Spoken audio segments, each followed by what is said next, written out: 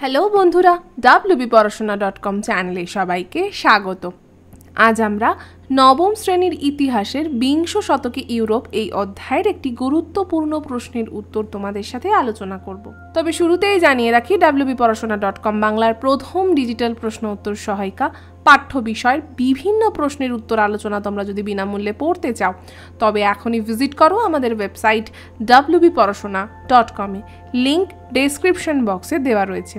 তোমরা যারা WhatsApp use করো তাদেরকে বলছি, চাইলে আমাদের হোয়াটসঅ্যাপ চ্যানেলে জয়েন করতে পারো। এর মাধ্যমে তোমরা বিভিন্ন পড়াশোনা সংক্রান্ত আপডেটস, ভিডিওস, তথ্য তোমাদের হোয়াটসঅ্যাপে নিয়মিত দেখতে পাবে। তারও লিঙ্ক ডেসক্রিপশন বক্সে দেওয়া রয়েছে।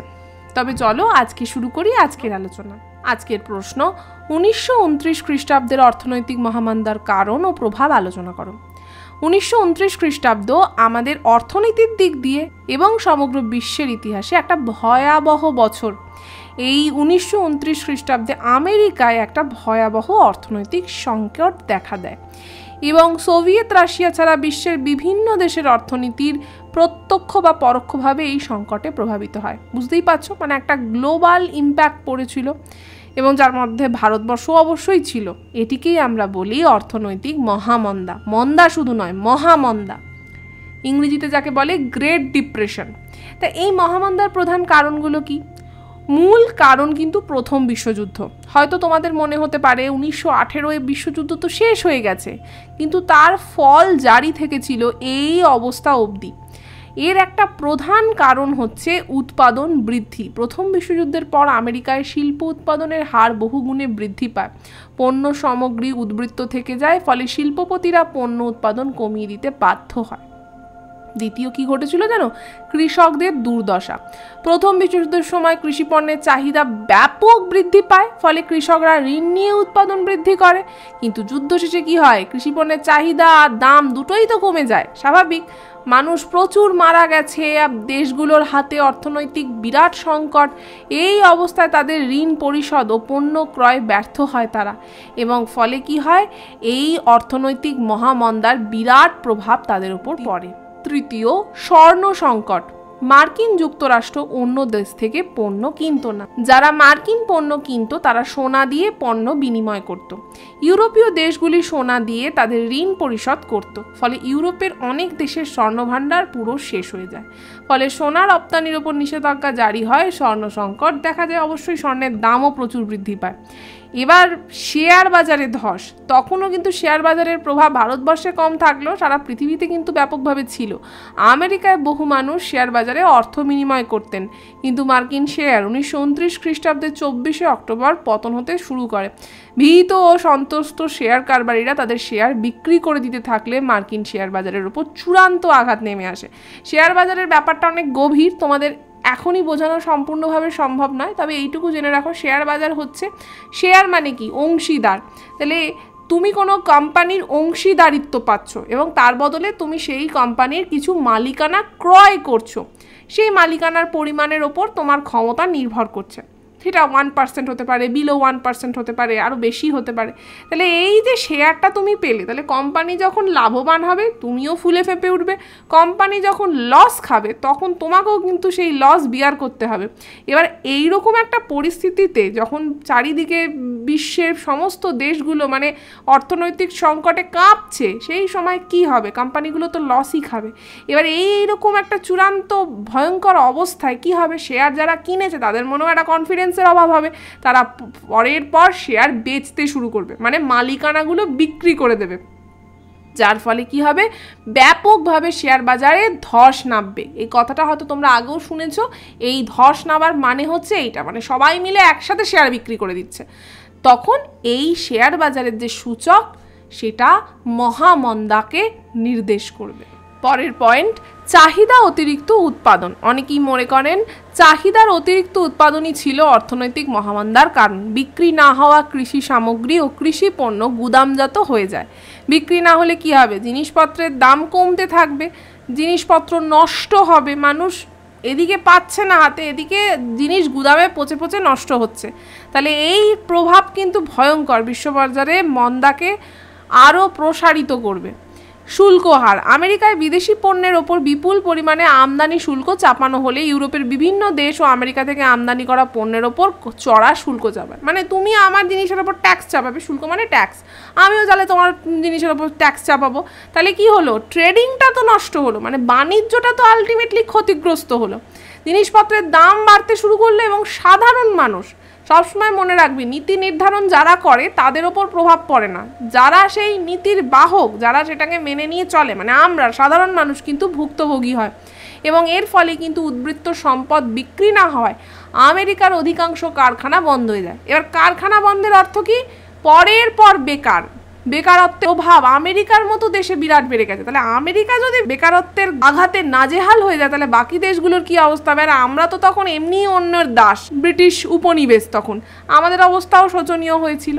এই সব কিছু মিলিয়ে কিন্তু মন্দা সৃষ্টি হয়। মন্দার কারণ তো বুঝলাম, এরপরে জানবো মহামন্দার প্রভাব। তবে তার আগে তোমাদের সাথে শেয়ার করতে চাই একটা বিশেষ বিষয়।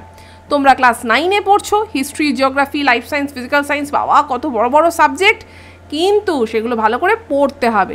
কিন্তু তোমরা তো বইগুলো দেখলেই মোটামুটি জ্ঞান হারাও, তাহলে কি করে হবে? তাই মোটা মোটা বইয়ের বদলে আমরা তোমাদের জন্য এনেছি রোগা রোগা ইবুক। আর দুশ্চিন্তার কারণ নেই, এই মাত্র 30 পাতার মধ্যে তোমরা পেয়ে যাচ্ছ to the point ebook series. সম্পূর্ণ সিলেবাস মাত্র 30 পাতায়। তাহলে 30 পাতা যদি ভালোভাবে পড়তে পারো তাহলে কিন্তু পরীক্ষায় প্রশ্নের উত্তর লেখা হবে ভীষণ সোজা। কি থাকছে, প্রতিটা সাবজেক্টের প্রতিটা অধ্যায় সমস্ত ইম্পর্টেন্ট পয়েন্টস, অর্থাৎ যে পয়েন্টসগুলোর ওপর থেকে প্রশ্ন আসে। ধরো প্রশ্ন, অর্থনৈতিক মহামন্দা কবে হয়েছিল? 1929। তাহলে আমরা প্রশ্নটাকে বাদ দিয়ে দিয়েছি, প্রশ্ন কিন্তু এতে নেই, আমরা তার পয়েন্টস করে কি লিখেছি, অর্থনৈতিক মহামন্দা হয়েছিল 1929 সালে। তাহলে এই যে ডেটাটা আমরা তোমাদের দিলাম, এবার তোমাদের শূন্যস্থান দিক, তোমাদের এমসিকিউ দিক, তোমাদের শর্ট কোয়েশ্চেন জিজ্ঞেস করুক, বা তোমরা বড় প্রশ্নের উত্তর লিখতে যাও, এই তথ্যটা মাথায় থাকলে তো সব কিছুই লিখতে পারবে। তাই তোমাদের জন্য আমরা এইরকমভাবে পুরো সিলেবাসটাকেই সংক্ষিপ্ত করে ফেলেছি। এখনই পারচেস করতে স্ক্রিনে দেওয়া নাম্বার দেখো 9614581033-তে আমাদেরকে হোয়াটসঅ্যাপ করো। কি লিখবে, আমি কিনতে চাই, যে ইবুকটি কিনতে চাও ক্লাস 9 লিখে সেই ইবুকের নাম লেখো। যদি একের বেশি ইবুক কিনতে চাও তাহলে তাই লেখো। আরেকটা কথা তোমাদেরকে জানিয়ে রেখি, এখন স্পেশাল অফার চলছে, দ্রুত কিনে নাও, তাহলে সেই অফারগুলোও তোমরা পেয়ে যাবে। আরও যদি কিছু তোমাদের জানার থাকে তাহলে স্ক্রিনে দেওয়ার নাম্বারটাতেই সোম থেকে শনি 11টা থেকে 6টার মধ্যে আমাদেরকে কল করতে পারো। এবার চলে এলাম মহামন্দার প্রভাবে। মহামন্দা তো ঘটলো, মানে দুর্ঘটনাটা ঘটে গেল, এবার তার প্রভাব কি হয়েছিল? এই মহামন্দায় সব থেকে বেশি ভুগেছিল মার্কিন যুক্তরাষ্ট্র, অর্থাৎ আমেরিকা এবং ইউরোপ।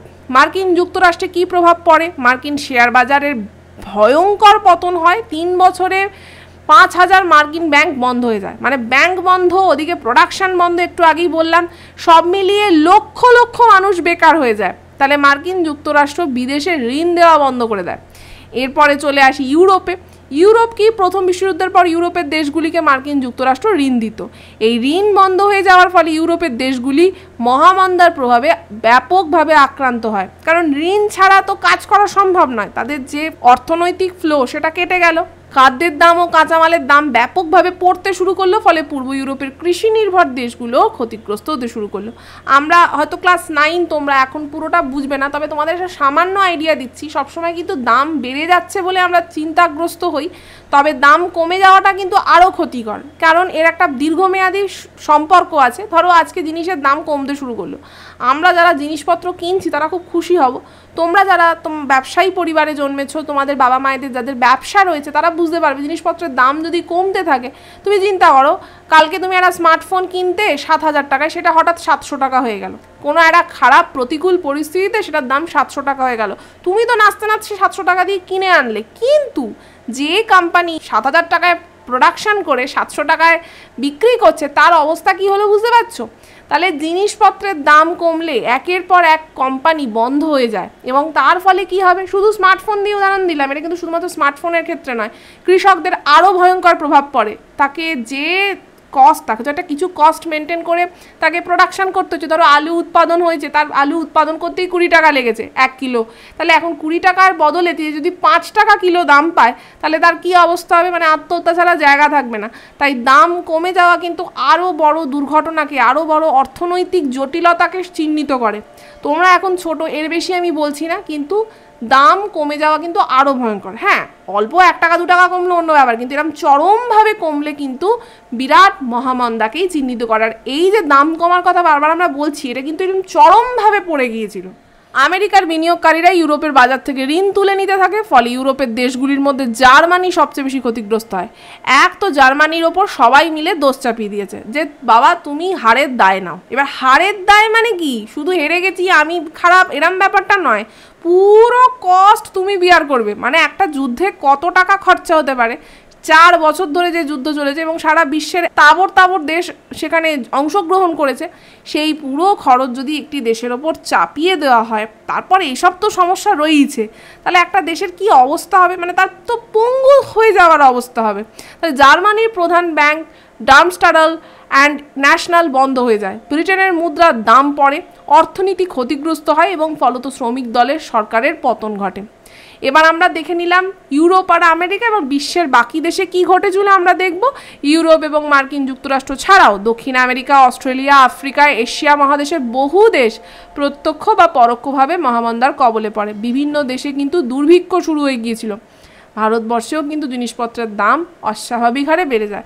ভারতের উপর তো প্রভাব পড়বেই, কারণ ব্রিটেনের উপনিবেশ ভারত, ব্রিটেন ক্ষতিগ্রস্ত হলে ভারতের উপর সেই চাপটা দেবে, সুতরাং ভারত তো জড়িয়ে যাবেই, বুঝতেই পারছো। আজকের পর্ব, আজকের আলোচনা এখানেই শেষ করছি। কেমন লাগলো আজকের আমাদের আলোচনা তা আমাদের অবশ্যই কমেন্ট করে জানাবে। ভালো লাগলে লাইক আর শেয়ার করো। যারা আমাদের ইউটিউব চ্যানেলটাকে এখনও সাবস্ক্রাইব করোনি তাদেরকে বলছি প্লিজ সাবস্ক্রাইব করে পাশে থাকা বেল আইকনটা প্রেস করে দাও। আবার ফিরে আসবো অন্য কোনো পর্ব নিয়ে অন্য কোনো দিন। ততক্ষণ টাটা।